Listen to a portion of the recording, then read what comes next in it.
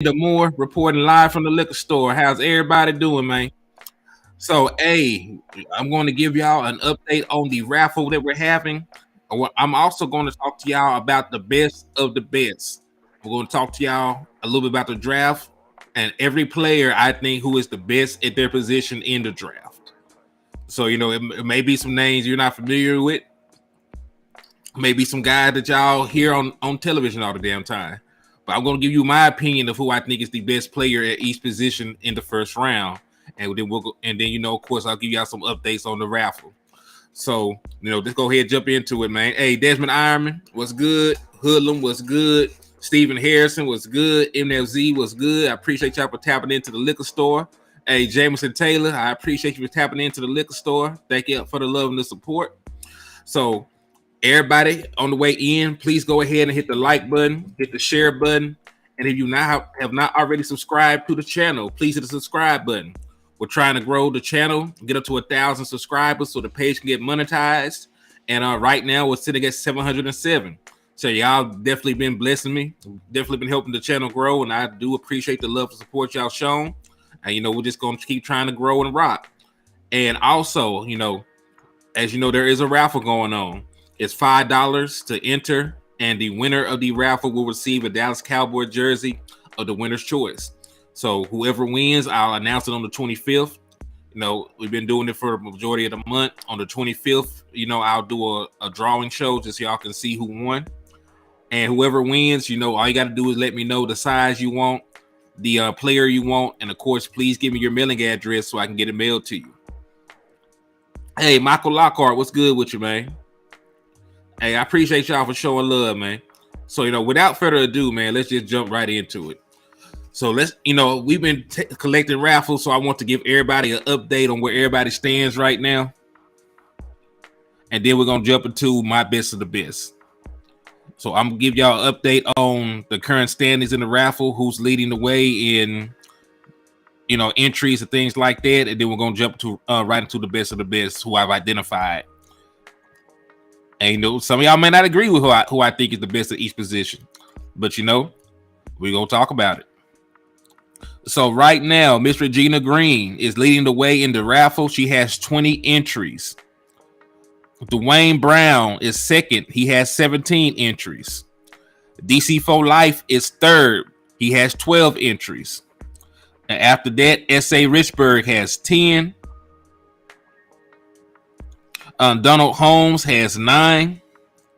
It's Too Easy has 8. Michael Atri has 8. Michael McQuay has 8. And let me see, Antonio Cole has 6.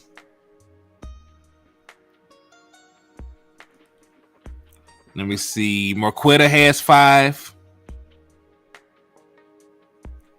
Starter Kick Duke has 4. Keystone has 4.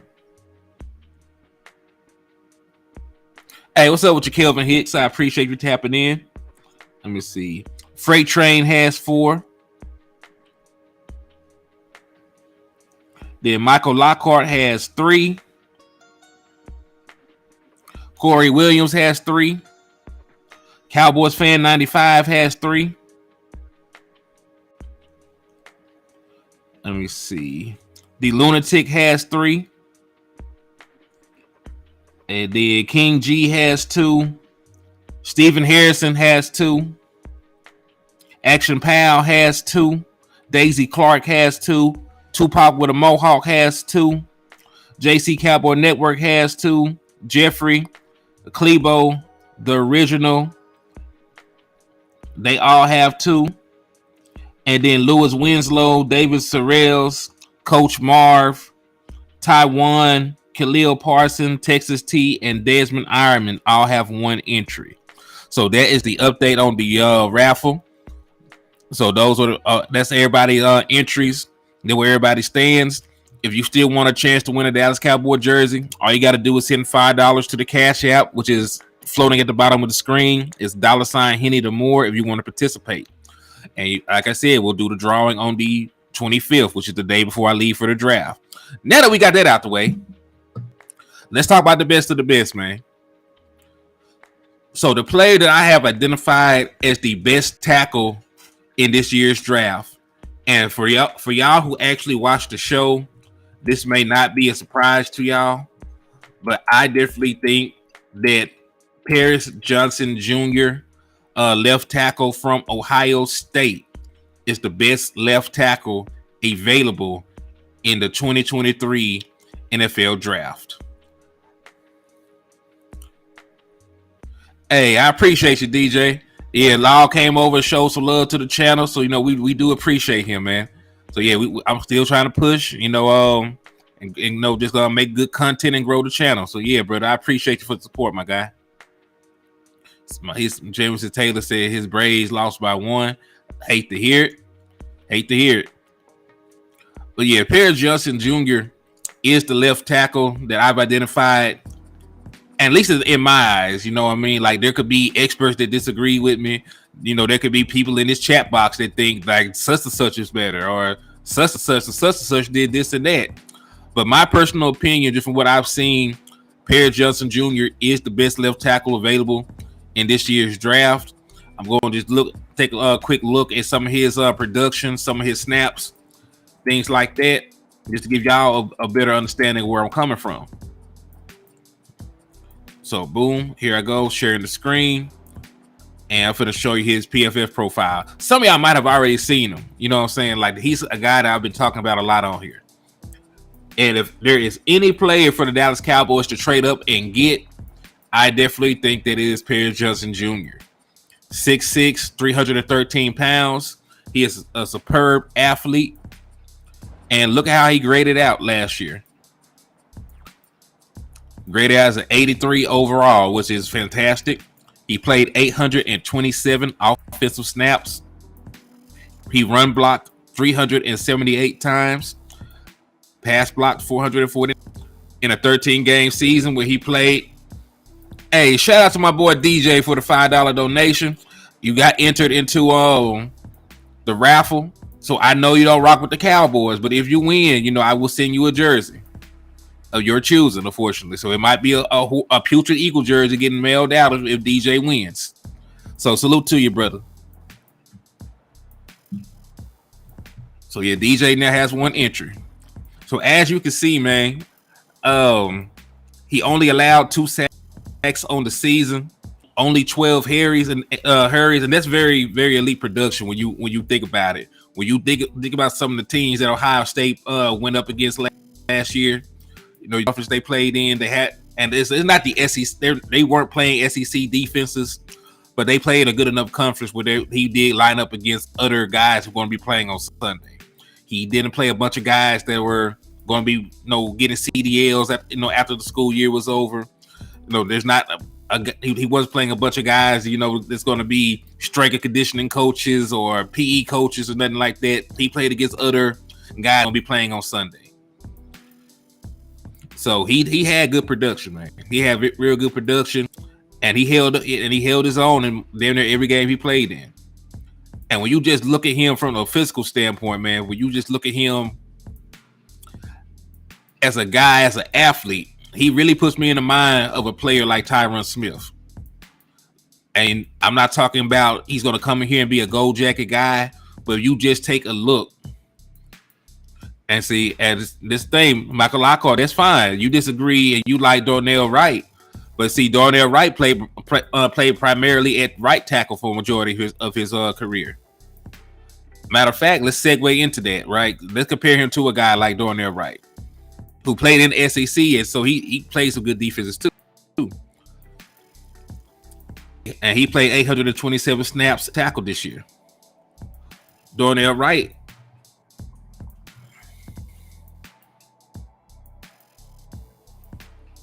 hold on.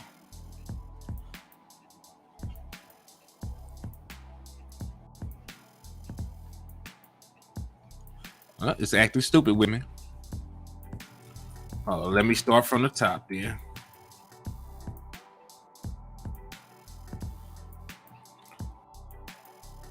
So just to show you what I'm talking about with Darnell, graded out a little bit less. He didn't allow a sack, but also look at where he lined up at last year.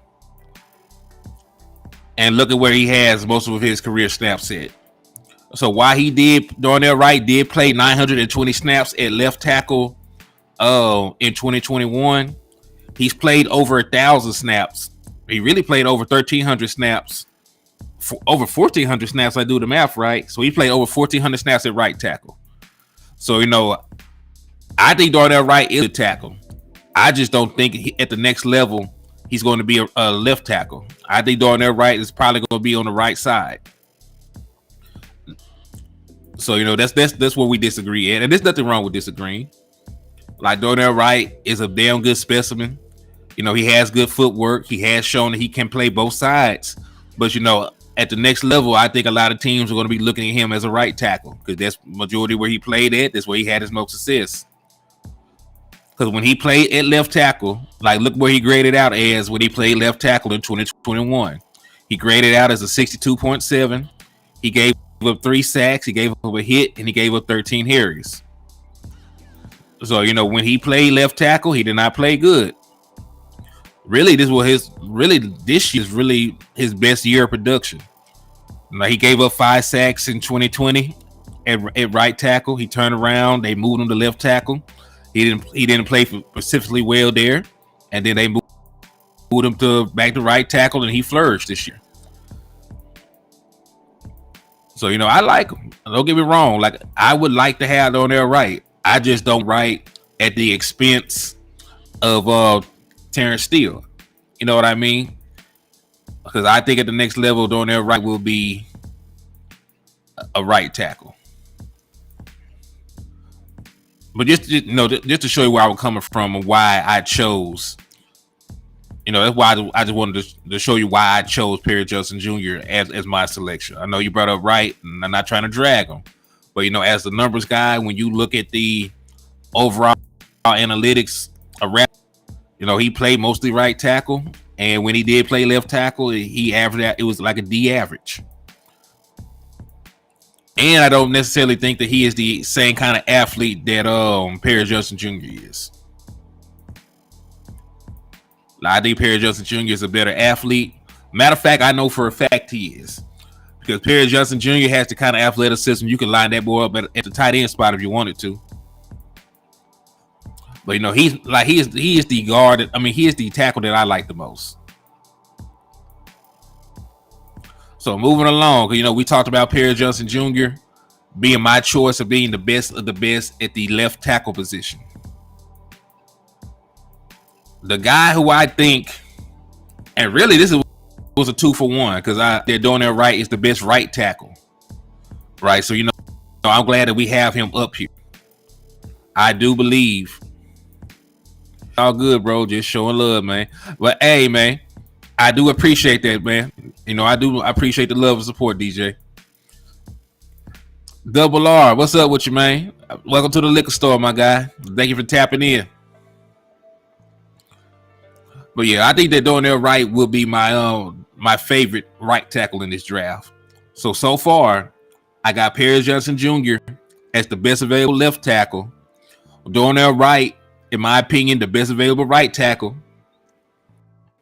And then we're talking about guard. I know a lot of y'all have heard the Dallas Cowboys talk about Steve Avila. How you pronounce his name? Hey, what's up with you, Mr. Gina Green? I appreciate you for tapping in and showing love to the liquor store.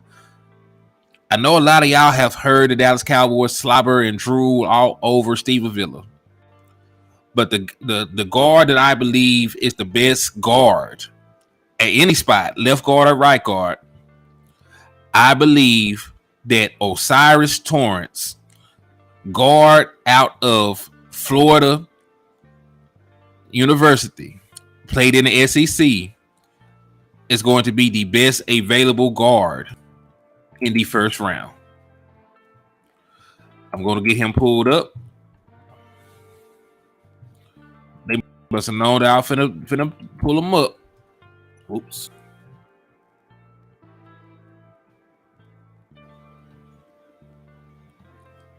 Now, this is a guy. Now, this dude is a monster. I'm not going to even lie to you. Big, nasty run blocking guard. Can get to the second level, combo block. And listen, he's a guard. He hasn't played a lot of any other position. He played right tackle 46 snaps in his career. Other than that, 699 snaps at guard. 2021, 761 snaps at guard. 2022, 697 snaps at guard. Now he hasn't really played left guard. I would prefer him to play, but he is an amazing guard. He is an amazing guard. Graded out good. He had 88 scores his last 2 seasons. Played 807 snaps in 2021, 698, this year. When you look at his run blocking grade, they're near a 90. Zone blocking grade, 90.2. Pass pro was solid, 76.1. Look at how he held up with some pretty good competition. Like, he graded out good when they played Georgia. He graded out good when he played Utah. Graded out good when he played Kentucky. Graded out good when he played South Carolina. Graded out even some of his games are on the lower. He doesn't have any glaring games like a 50 or anything like that. Even against Tennessee, he was solid. Texas A&M, he was solid. So, he's definitely my favorite one. He said, I'm with landlord. LOL, let's trade the 26 for a win now move. Hey, if they go for it, like I said, I think in the mock he did when we did the show with Law Nation, I think he had traded for DeForest Buckner, the defensive tackle that's playing with the Colts right now. That's definitely a move I would like. You know how I feel about the trenches. You know that I definitely believe we need, help in the run game. We need run support. We need a guy that can can slow down these guards from getting to our linebackers. So I would definitely love to get a elite defensive tackle on this team to elevate the play of this defense. All right, so let's recap. I got Perry Johnson Jr. at the best available left tackle in this year's draft. Y'all can disagree with me, but I got Darnell Wright as the best available right tackle. Best available guard at any position, I believe, is Osiris Torrance from Florida. Now, none of these are earth-shattering, thoughts right now. Like, none of these are earth-shattering things that I said. A lot of people around the league think the same thing. Now, this might trip you out. Best available wide receiver in this year's draft. Best available wide receiver in this year's draft. Over here at HTM Sports, I know a lot of people do not even have a first round grade on this boy. But I believe with the combination of production, the combination of route running ability, and the combination of athleticism, I do believe that Tank Dell, wide receiver from Houston, is actually the best wide receiver in the draft this year. Some teams do not even have a first round grade on Tank Dell. That is their fault. That is their loss. Tank Dell is definitely the best wide receiver to me. If you lead the nation in everything, no matter where you played, if you're a 1,399-yard receiver with 17 touchdowns, you can play for me. When you're maybe the best route runner in the entire draft, it's very close between him and JSN. You can play for me. I definitely do. I definitely think it. Now, some people will say, yeah, but he's undersized. It's not a big outside wide receiver draft anyway. The wide receivers you're going to get this year are going to be guys who are going to primarily play in the slot. Even guys like JSN. He was a big slot in college. Right? You look at other guys like Jordan Addison, Josh Downs. I think they also will be slots in this year's draft at the next level. What's up with you, C. Burleson and Jason Garrett? Ken folks said he like Mingo. I like Mingo too, but I just think Tank Dell is better. He said, "What's up with your Cowboys family? HTM, let's go. I'm about to be driving, but I'm listening." Well, I thank you for your support, DC for life. I really do. Thank you for tapping into the liquor store, and y'all do know how to get y'all discount. If you slap the shit out of an Eagles fan, anybody except for my boy DJ, he been coming through showing love. We go way back, so y'all can't touch DJ. But any other Eagles fan, y'all can put pause on them. And you can go ahead and get that discount. I offer half off all items in the store. He said, "Stop it, Henny. Jalen a great QB. He actually worth 85 million AP. Good God. Hey, man. I ain't mentioned nothing about Jalen. Hurts, man. I wasn't even finna talk about that, man. I'm up here talking about the best of the best in the draft at each position. Yeah, Matt Landers from Arkansas. I definitely like him. 6'5", ran a 4.37 at the combine. Tested out real well. Was our leading receiver last year. I think he has great value. In the late round. I think he has great value. In the later rounds, and I would love to have him. But we're just talking about the guy who I think is bust proof. I don't think there's anywhere that Tank Dell will go when he will not be successful. Like he's too quick in and out of his break. It's his video from 2 days ago popped up on my feed. Oh yeah, man, like shit. Hey, he's paid now. Like they paid that man, so it is what it is. Like they believe in him. They believe in him. And honestly, because they beat everybody to the contract table, it's not going to be bad cap hits the first 3 years of the actual extension. He's still on a rookie deal this year. He got the first 3 years are cap friendly. None of them are over $30 million a year, but they're going to balloon those 4th and 5th years. So, they'll cross that bridge when it gets to it. And the only thing it really means is Dak Prescott price is going up. But hey, they like it. I love it. I definitely still think based on Dak Prescott's body of work, he is still the best quarterback in the division. So Tank Dell, man. I think he's bust proof, man. And what's crazy is I don't know why, he is so low on some people's scouting report. Now, there are some people that are moving up that are moving him up into the first round. There are some reports that he may finally jump to the first round. I think he deserves it. Best available wide receiver in the NFL draft. Just when you look at his production, you look at his film, like he fits the entire criteria.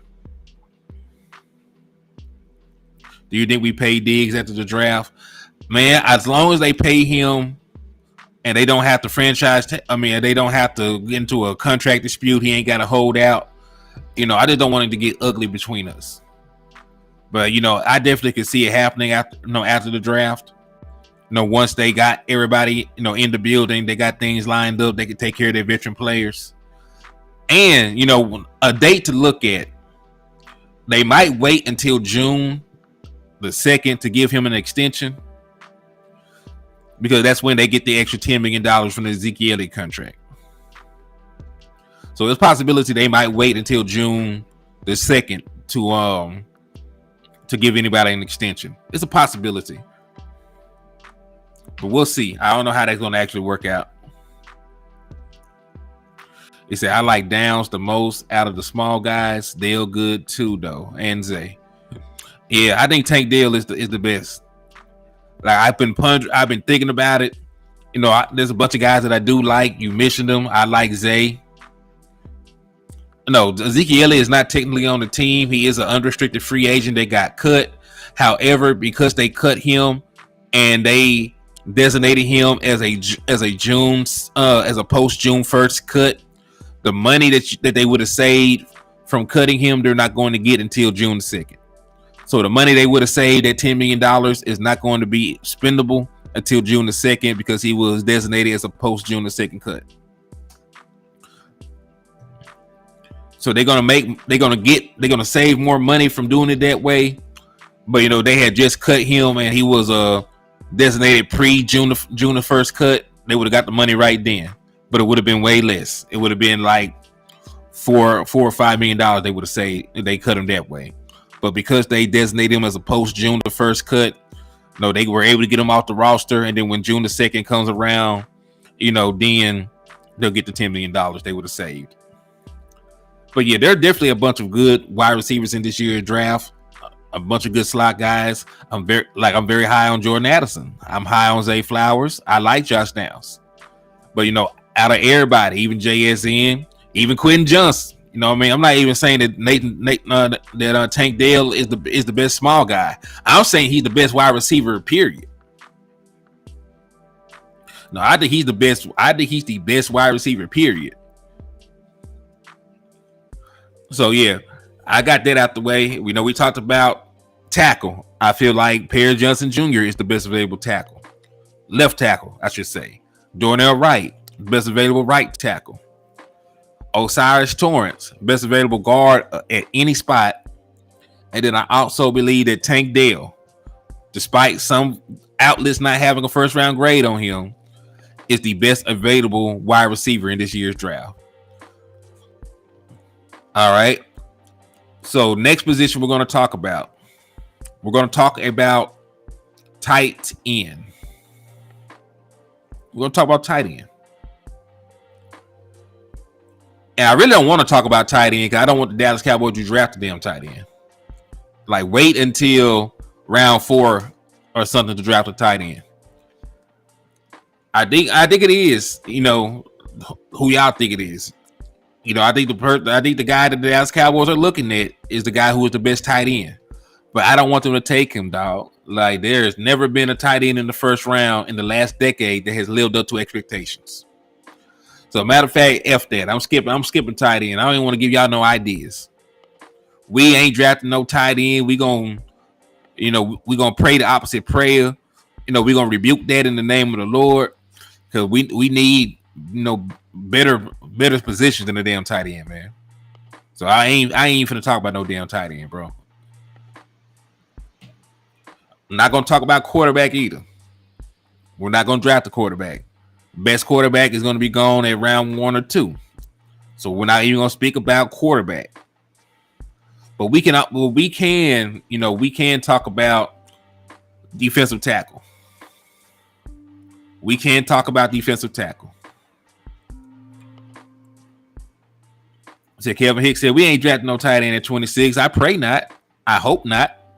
That would be a L. That'd be a massive L. No matter what else they do the rest of the damn time. Kamari Everett, 17 touchdowns the last two years as a sleeper tight end. Good. Hey, matter of fact, I'm going to jot that name down. I'm going to do some research on him. Appreciate you for that, because I'm sure going to look into him.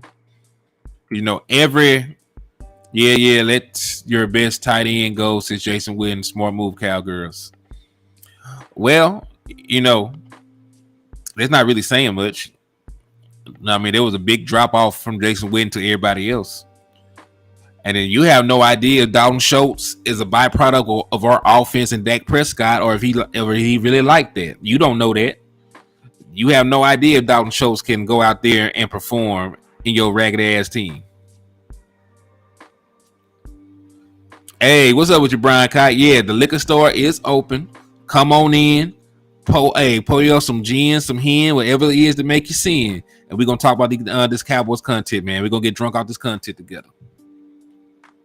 So he can be there in the 4th. Yeah. I want the best lineman and middle linebacker, even we need depth. Okay. So, yeah, I like that one. So, best middle linebacker. You see the way that I actually worded that, right? You saw the way that I worded that. I said best middle linebacker, because the term linebacker, it has evolved over the years, right? Michael Parsons is a linebacker, but he rushes the passer more than anything. Technically, T.J. Watt was an outside linebacker, /edge. You know what I mean? So I'm talking about a traditional stand in the middle of the field, play downhill linebacker. And the best traditional linebacker in this year's draft is one Jack Campbell from Iowa. Jack Campbell, in my opinion, like some of y'all might look at other guys around the league and say that it's this guy or that guy, but Campbell is the best traditional linebacker in this year's draft. And let's just take a look at him real quick. We need a linebacker in case they make my full-time defensive end. I hear A spoken up in case they do. Shit, smart move. I mean, he's been primarily a defensive end really for you since he came into the league. He doesn't take that many snaps at traditional linebacker. He doesn't play a lot of traditional linebacker. Eastside, who do you mean by we? He said, I want a middle linebacker like number 50 lead, but with better health. So yeah, let's talk about Jack Campbell then, because I think he fits the bill really. Campbell most like Urlacher I've seen. Well, shoot, that boy be balling, man. So this is a look at the production of Jack Campbell. Last year, he graded out as a 91.9. He passed with an A. When you look at advanced stats, if you don't know what a stop is a play that a defensive player makes, that neutralizes the offense. That means the offense lost on that rep against the defensive player. It could be a tackle at the line of scrimmage, could be a tackle for a loss. It could be a tackle on third down short of the first down marker. Those are all things that are considered stops. He had 19 stops in coverage, meaning when he fell back into zone, he came up and made a tackle or made a deflection that stopped the offense, and he's made 32 stops in the run game. So altogether, he had 51 stops last year. He also had 2 interceptions and a forced incompletion, and he only allowed a 70.2 pass rating when targeted. So he did damn good, man. I don't necessarily need him to run with running backs or tight ends or anything like that. He said 9.98 RAS score. Okay, so he had a great. He tested out real good. I want a thumper like Rolando McClain. Well, hey, you had nothing to worry about, in terms of that with Jack Campbell. This is a big dude, 6'5", 250 pounds. Likes to come up and hit. He has decent speed. He doesn't run like a gazelle, but 4.65. That's fast enough to hang with most of the tight ends in the National Football League. You're gonna be playing and listen, when he's covering, it's gonna be majority zone anyway. So I like him. And you look over here, he had 83 tackles, solo tackles. He had 40 assists. So that brings him up to 123 total tackles. He did miss 12, but he is a tackling machine. Then look where they lined him up. They attached him to the line 21 times. Traditional linebacker 761 times. Disconnected from the defense twice. He didn't really line up as a corner, but he was so far outside of the tackle box. On two snaps they counted him as a corner. So I like him, man. Like he's a damn good linebacker. I think he is the best traditional linebacker in this year's draft. And listen, he's a young LVE without the neck injury. What people don't realize is Leighton Vander Esch has had issues, has nervous issues since he was younger. Like that's why he's been playing with that brace for forever. So I definitely do like him. He graded out good. Most teams he played, and listen, he played his best game of the season against Ohio State. He graded out as a 91.5, and Ohio State was the best team they played. When they played the best team on their schedule, he had his best showing. Yes, much love to Jack Campbell. He is my choice for the best traditional linebacker in this year's draft. All right. So if you're late to join the stream, this is the show where we are doing the best of the best. I'm strictly talking about who I personally think is the best players at each position. Right now, I have Perry Johnson as the best left tackle in the draft. I have Darnell Wright as the best right tackle. Osiris Torrance as the best guard at either side. I have Tank Dell as the best wide receiver. And I have Jack Campbell as the best available traditional linebacker. I didn't say best outside linebacker. I didn't say best hybrid, best edge. I said best middle linebacker. That is Jack Campbell. Now, let's flip that. Best hybrid linebacker. Right. Best Michael Parsons Jr. Right. Let's put it. The best guy is like Michael Parsons in this draft. They can play a little bit of linebacker, can rush the passer. That is Drew Sanders from Arkansas. Drew Sanders is the best hybrid linebacker in this year's draft. I'm not being biased, but he is the best hybrid linebacker in this year's draft. I did not initially have a first round grade on him.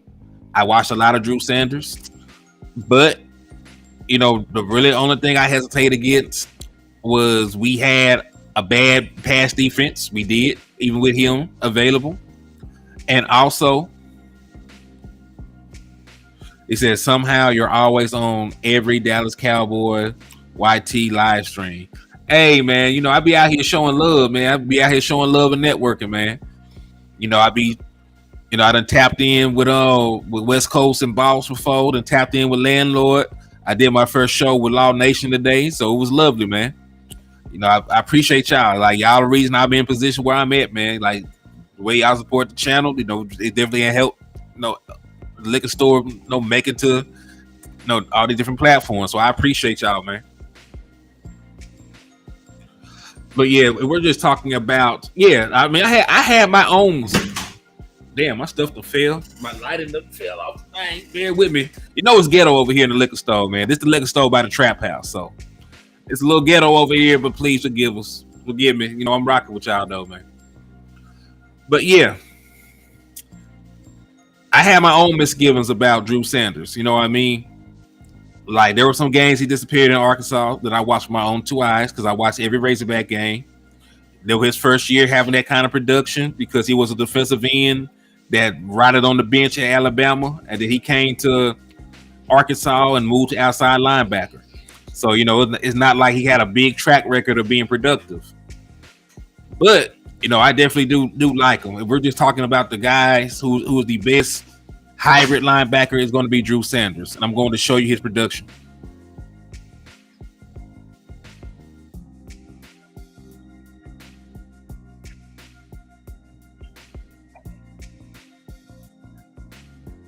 Hold on.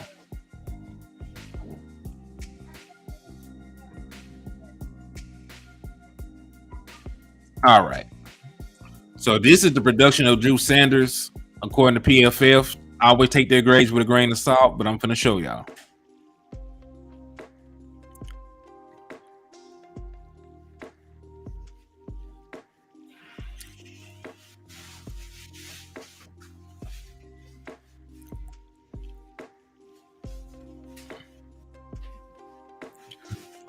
All right.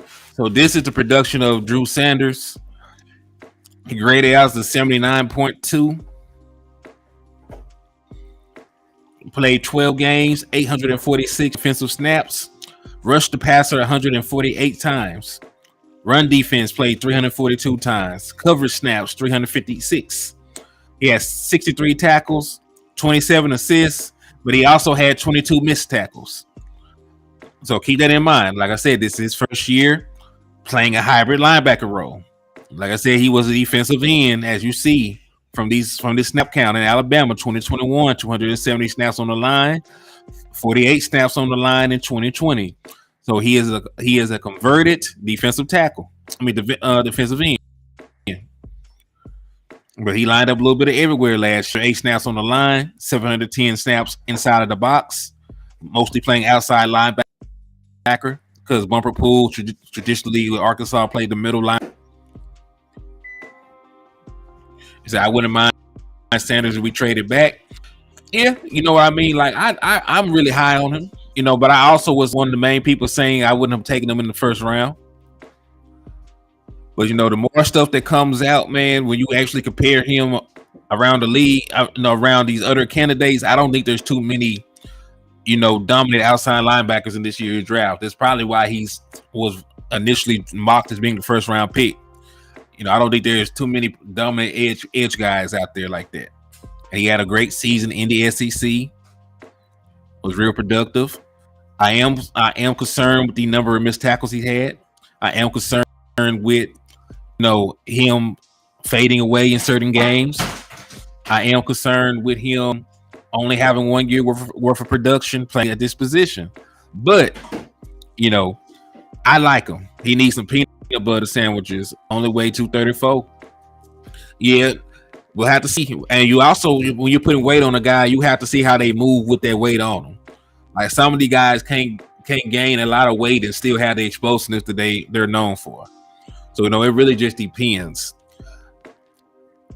Said, oh, hey, Bruce, you should know. You should know by the name, man. Like I prefer dark liquor. That is what I prefer. That's what I got. Hey, I ain't calling Henny for no reason.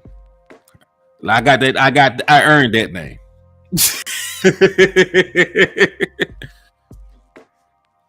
Strong though with the frame to add 15 pounds easy.